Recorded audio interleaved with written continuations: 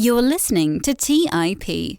On today's show, we're extremely excited to bring you a fascinating discussion. Our guest, Annie Duke, is a master of cognitive psychology and probabilities. In fact, after completing a double major in English and psychology from Columbia University, she was awarded a National Science Foundation Fellowship to study cognitive psychology at UPenn. For people familiar with Annie, they already know she's a world-renowned poker player for 2 decades and has won countless titles, the World Series of Poker, and numerous championships. Annie is the best-selling author of Thinking in Bets, Making Smarter Decisions When You Don't Have All the Facts. She's been a keynote speaker for executive staffs at Marriott, Citibank, and many Fortune 500 companies. And on today's show, we dig into Annie's methodology for decision-making, how she tries to understand the odds of what appears to be improbable situations. So without further delay, we bring you this insightful discussion with the one and only Annie Duke. You are listening to The Investors Podcast, where we study the financial markets and read the books that influence self-made billionaires the most. We keep you informed and prepared for the unexpected.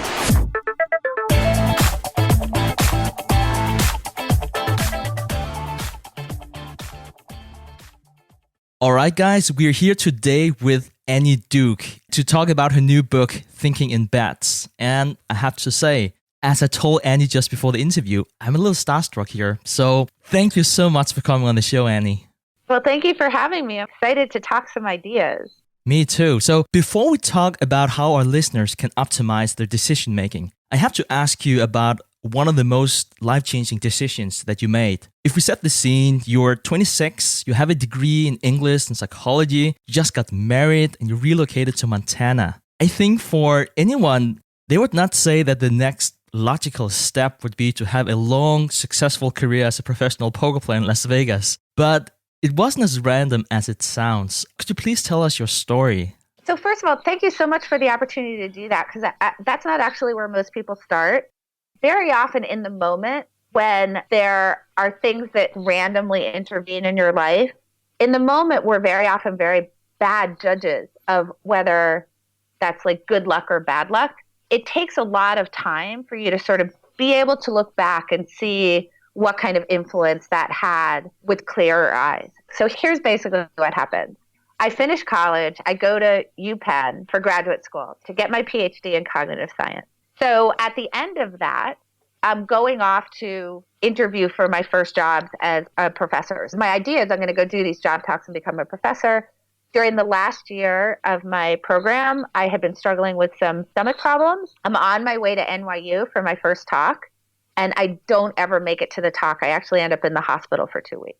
I'm just really sick. It becomes clear that job talks aren't going to happen that season.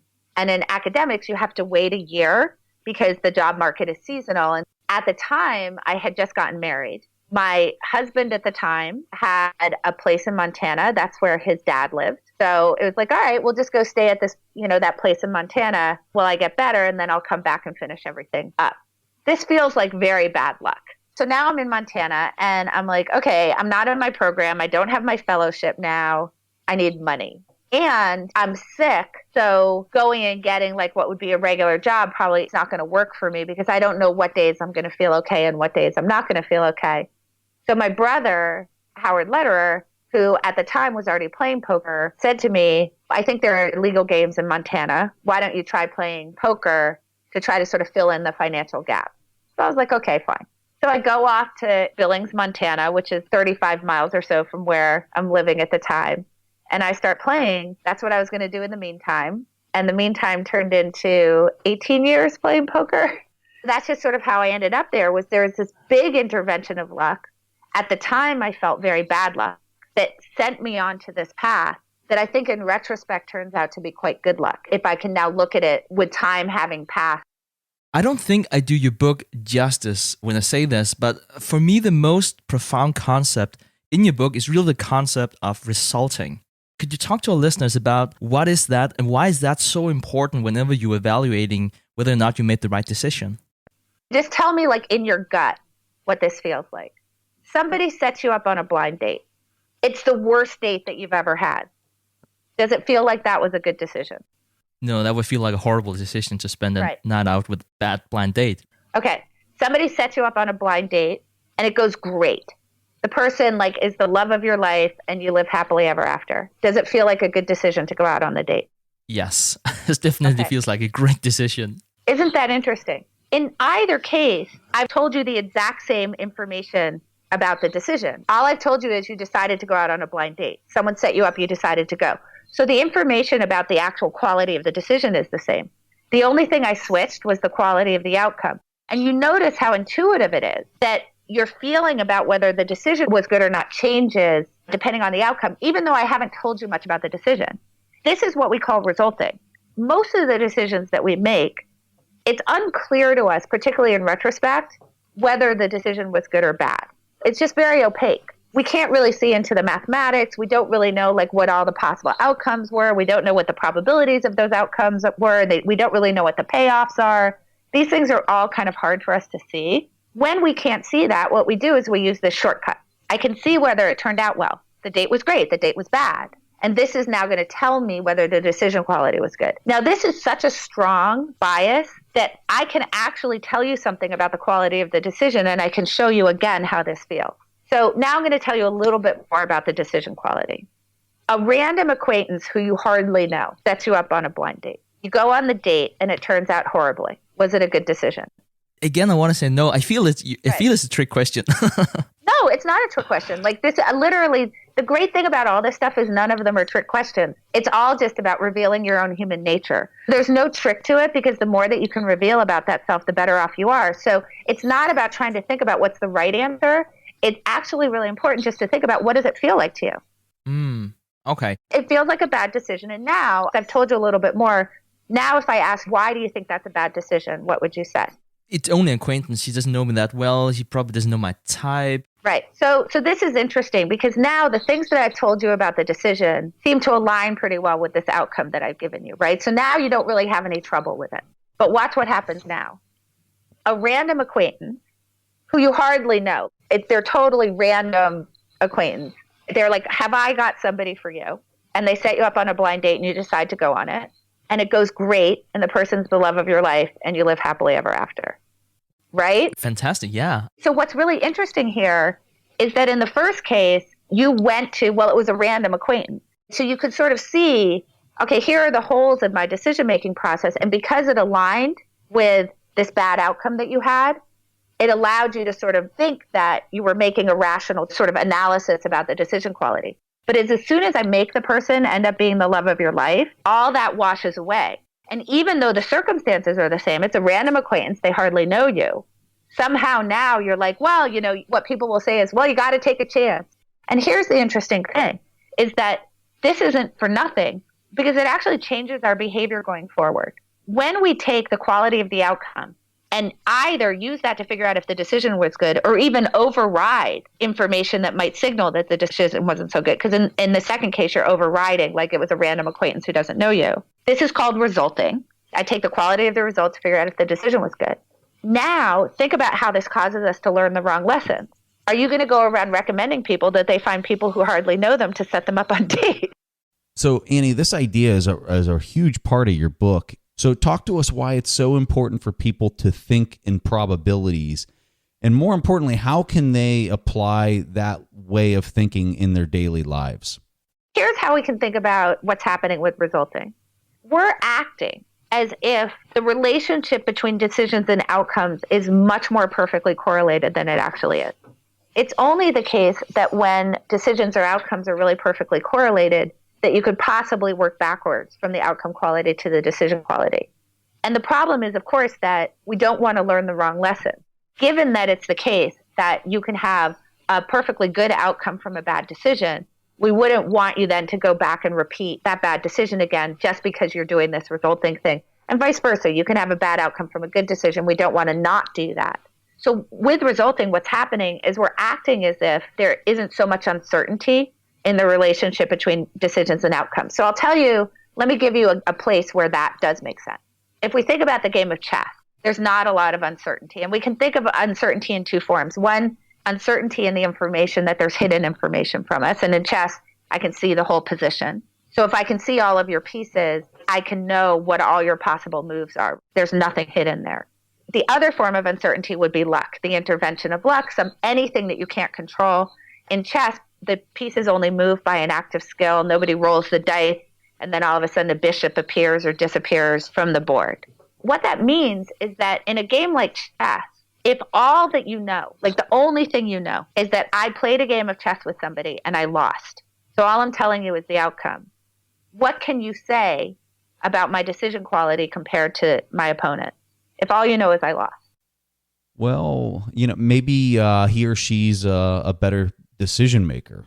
Right, in that game. And that's fine. In that particular case, it's totally fine to do that. Why? Because chess doesn't have this uncertainty. But now let's take something where we do have a lot of uncertainty. So let's take poker. Now in poker, we've got two forms of uncertainty, right? We've got the cards are hidden from view, so I can't see the person's cards. And also there's the intervention of luck. What that means is that now I can have the best hand, I can play it really, really well, and I can still lose. Going into the last card, I could be 98% to win the hand. 2% of the time I'll lose. Like sometimes I'm just going to lose. Likewise, and actually I think even more problematic, is that I can have the worst hand. I can play it pretty poorly. Like I can decide it's a really good idea to go out on a blind date that's set up by someone who literally doesn't even know anything about me. So I can have the worst hand, I can play it pretty poorly, and then it can turn out great. I could be 98% to lose the hand, and because of the turn of the last card, 2% of the time I'm going to win. So what does that mean? That if all you know is that I played a little bit of poker, let's say a half hour of poker with somebody, and that I came out the loser, now what can you say about my decision quality in comparison to theirs? So once you start to put uncertainty into the mix, it takes a lot more iteration in order to actually see the skills start to emerge. So you can kind of think about it like, if I flip a coin once and it lands tails, that doesn't mean that I should think that tails is going to land every single time, right? It takes a lot of coin flips in order for me to sort of figure out what's going on with that coin. And that's the same in poker. We would have to play a lot of hours together before you could actually say who was the better decision maker. Like a half hour doesn't do it because there's too loose a connection between decision quality and outcome quality. Okay, so what we can sort of think about is that what's happening when we're doing resulting is that we're acting like we're playing chess. If I know what the outcome is, I can work backwards on a single trial. This isn't, we're not working with big data sets here. For most things, you've got one try at it. When the fact is that we're not really playing chess, we're actually playing poker. Because if we were playing chess, then every time you ran a red light, you would at least get a ticket. And every time you went through a green light, you would emerge unscathed. But we know that that's not true. Sometimes I go through green lights, I get in an accident. Sometimes I go through red lights and nothing bad happens to me. So we know that you can't do this, right? So once we sort of have that frame and we realize, okay, we're sort of acting like we're playing chess, but we're really playing poker, you can start to see where this frame of thinking about your decisions as bets actually is really helpful.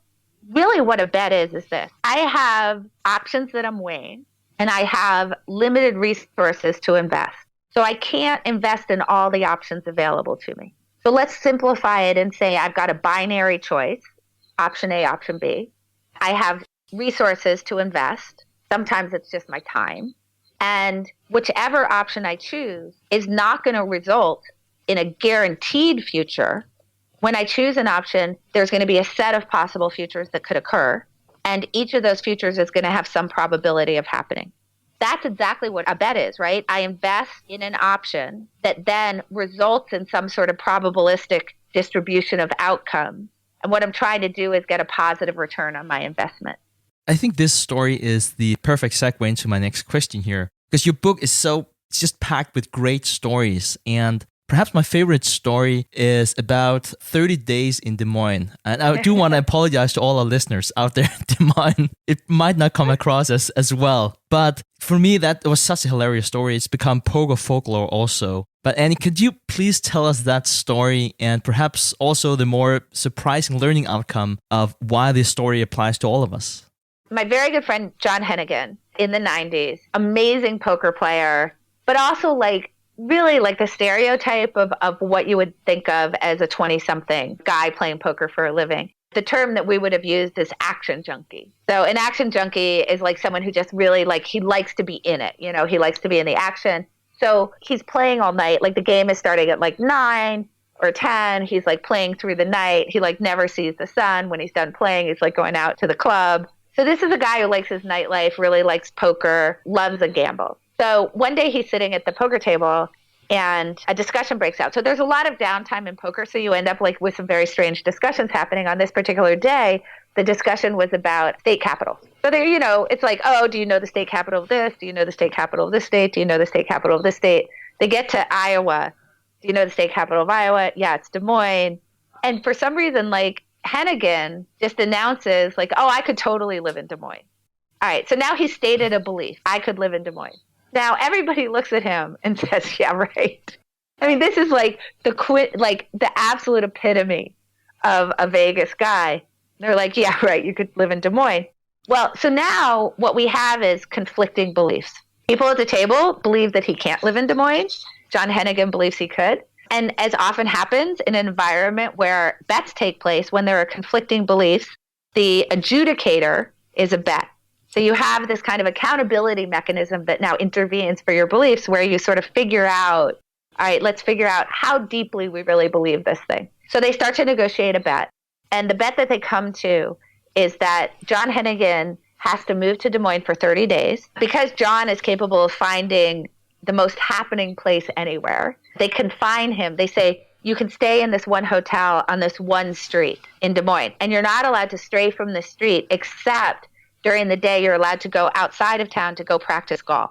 Now, for John, this was one of the secret reasons that he wanted to actually go to Des Moines for 30 days was he wanted a little, I think he wanted a little detox from Vegas. And so he was imagining that it might be good for him to take a break. But he also wanted to practice so he was like, okay, I'm going to go. I'll get 30 days of really good golf practice. I'll also get to detox. It'll be good for me. I'll get a break. And this is what he's thinking. And the people on the other side of the group are just like, there's no way you'll survive in Des Moines for 1 second. So they settle on a price, because you always sort of put a price on your beliefs in these situations. And the bet that they settle on is $30,000. So if John can last for 30 days in Des Moines, he'll win $30,000. And if the group wins, meaning John comes home before 30 days, then they'll split $30,000 among themselves. John moves to Des Moines the next day, because, this is what happens.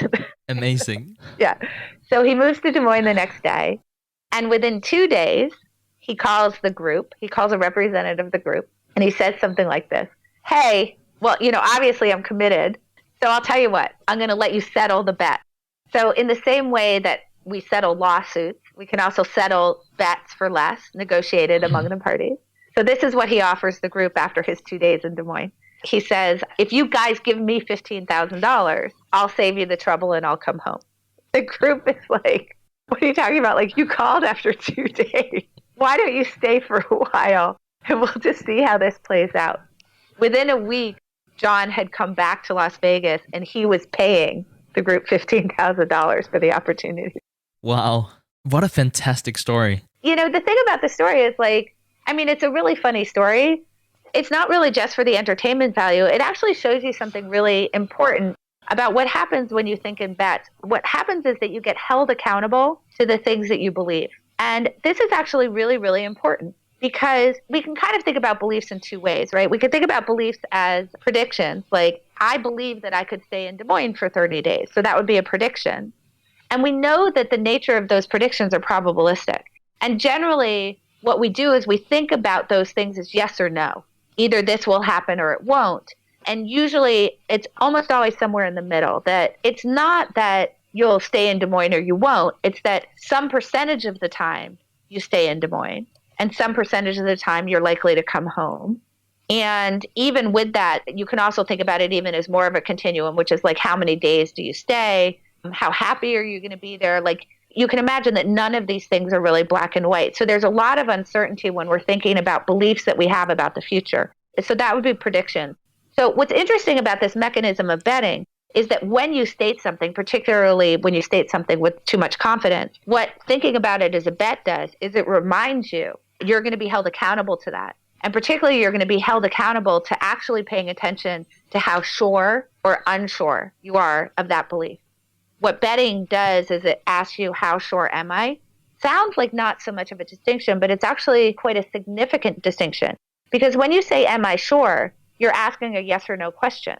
which has to be black and white. You're eliciting either I'm 100% or 0%, which is not the way the world works. It's certainly not true of our models of the world, and it's definitely not true of anything we're predicting about the future. But when I switch that language from are you sure to how sure are you, now it's no longer a yes or no question.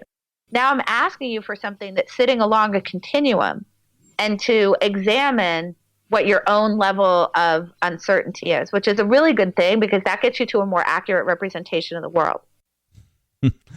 Holy moly, it's crazy to hear such funny stories be turned into something so mathematical and intellectual. So, Annie, here on the show, we often talk about people that are the best in the world at certain things, and it's not every day that we actually get to have the conversation with the people that we're talking about.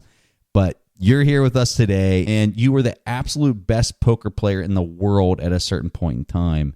And like any other person that achieves that status, what is it that you would say allowed you to achieve such unprecedented success in this field? And in short, how do you become the best in the world at whatever it is that you're trying to do? Well, so first of all, I think we have to remember that there's a lot of luck.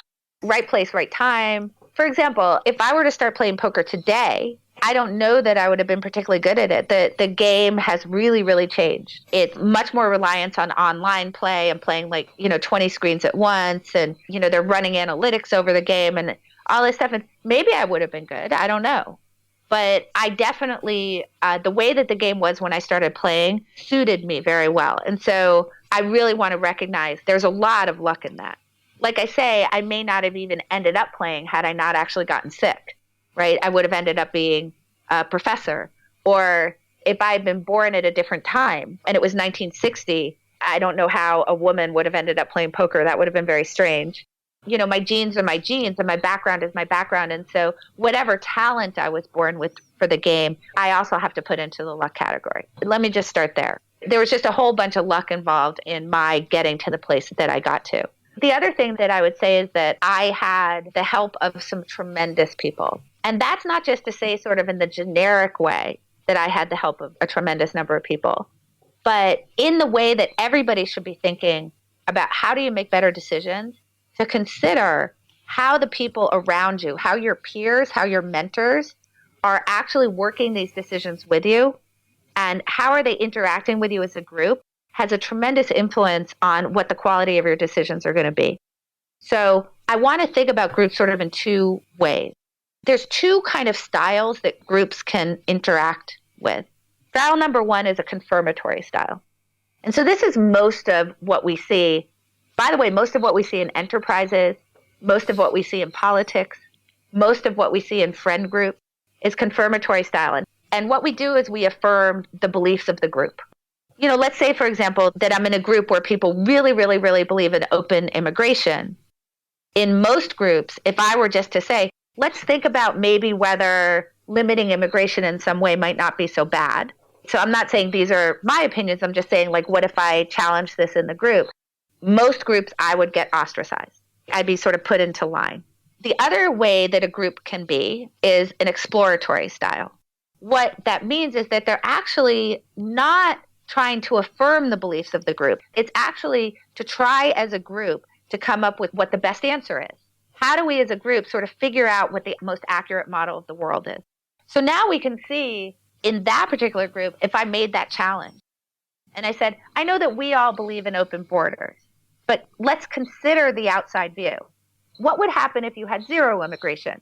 What would happen if you had these quotas on it? What if you had these different restrictions? What if you did have open borders? And you're actually exploring all of it, and you're willing to listen to what the challenges are, and in particular, listen to somebody who is dissenting with your beliefs in a way that helps you to actually more accurately model the world. There are really wonderful things that come out of that, which is really, really good as a decision maker. And even in the case where it turns out that the thing that you believe is actually pretty dead on, it's still really useful to hear somebody who believes something strongly on the other side. Whenever we actually have sort of what would be considered an opponent, even if it turns out that you think that your strategy is really good, it's very important to be open-minded to their strategy because it allows you to figure out what are the things that you can do in order to leverage their strategy to your advantage. So if I'm really open-minded to really trying to figure out what's the best view that I could have of your thinking, it exposes more of your thinking to me so that I understand much better what you're doing, which is good. It actually allows me to understand in a much better way what my own strategy is, what my own thinking is. One thing that a really good group does, that this group of mentors did for me, was they instilled in me this exploratory style, that in order for me to interact with this group, that I had to be open to the fact that I was wrong. I had to think about how I could have done it differently. When I said that a player was bad, they challenged me and said, why? You have to say why they're bad, because maybe they're not. Maybe you just don't understand what they're doing. And this was forced on me by my mentors, which was really lucky, because I heard a lot of other groups who did this. That player's really bad. And the person would say, yeah, they suck. Let me tell you about the player that I played against who was really bad. Now, notice there's not a whole lot of learning going on there. It's just sort of confirming we're great, they're bad. That's sort of the world where my group wasn't allowing me to do that.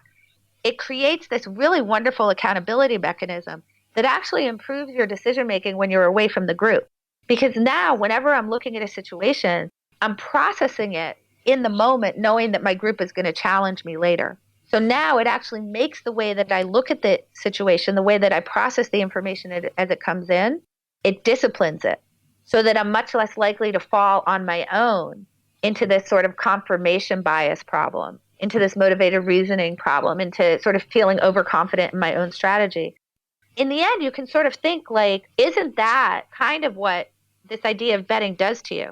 You know, Annie, it's very interesting how you talk and think about decisions. And I also think that reading through your book, you contribute a lot of your success to this decision group, if we can call it that. I think that seeking for truth, or this social contract you have in place with many people, if you just went outright and spoke to people, most people would probably be in what you would refer to as a confirmation group. They might be offended or just very confused of why would you ask that question. My question to you is, how do you find like-minded people who are willing to grow with you, who you can form this group with, and where you can seek the truth together?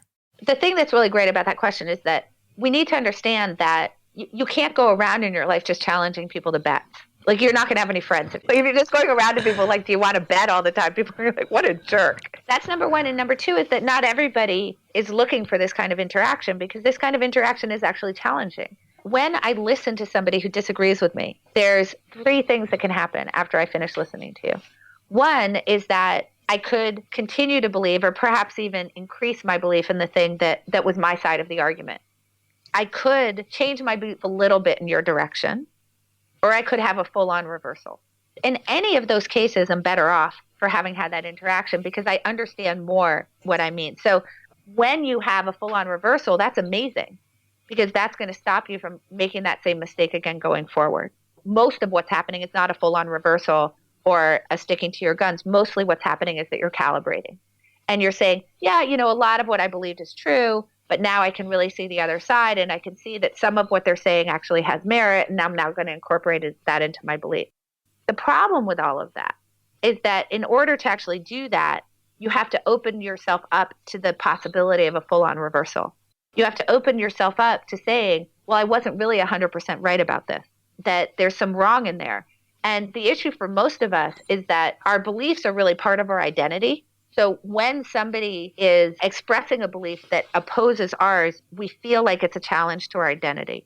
And when we have to change a belief, it feels like being told that we were wrong. And in the moment, that feels really, really, really bad. So once we understand that, the first thing is we don't want to really force that on people. If I'm just randomly having conversations with people and I'm going around saying to people, do you want to bet? I might as well be telling people, well, you're wrong. I think you're wrong. That's how they're going to hear it. And that's actually not going to do any good. So let's sort of divide the world into people who are seeking this kind of interaction, this exploratory style, and people who don't know that they want to be seeking that. So let's just divide the world into those two groups. All right, so how do you form your own group? Well, if I were to say to you, hey, if you were to think about your friends, can you think about, are there some of those friends who just sort of naturally seem interested in asking why they're wrong? Or they'll say to you things like, where am I going wrong here? What do I not have right? When you disagree with them, they don't get upset. They're willing to hear you. Sure, yes. There would definitely be people who, if not enjoy that, but would definitely feel better about that than other friends. Yes. Right. So those are the people who you form your decision group with. So you find the people who are heading in that direction already, and you say, hey, let's get together and let's actually form a decision group or a decision pod. What the goal of this is going to be threefold. We're going to commit to trying to form the most accurate model of the world as opposed to affirm the things that we already believe. So let's agree to that. Let's call that accuracy versus rightness. We're going to reason about the world in order to try to be accurate rather than right. So we're going to agree to that. Accuracy is our king here. The second thing we're going to agree to is that we're going to hold each other accountable to the things that we believe. So that when you say something that I think is off base, I'm not just going to let it go like we mostly do. In our group, when you hear me say something that you think that I'm off base on, I am going to consider that you have harmed me if you do not point it out to me.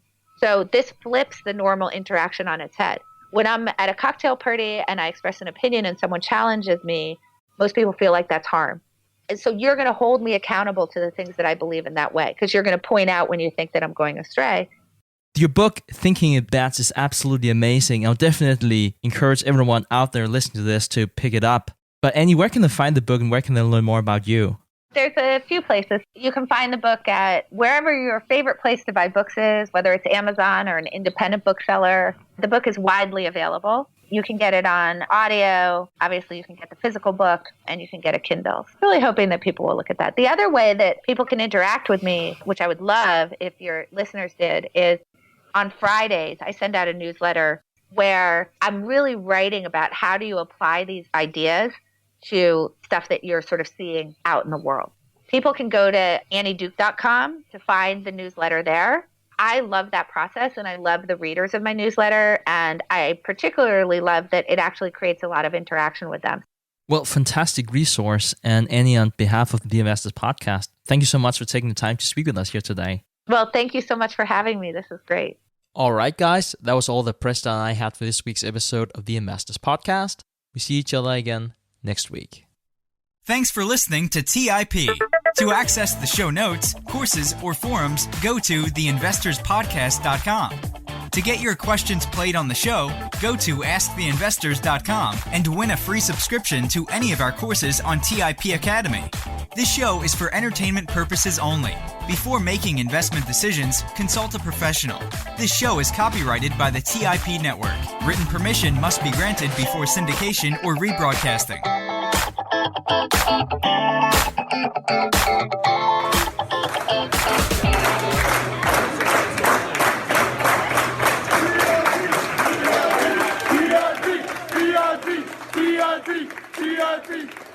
TIP.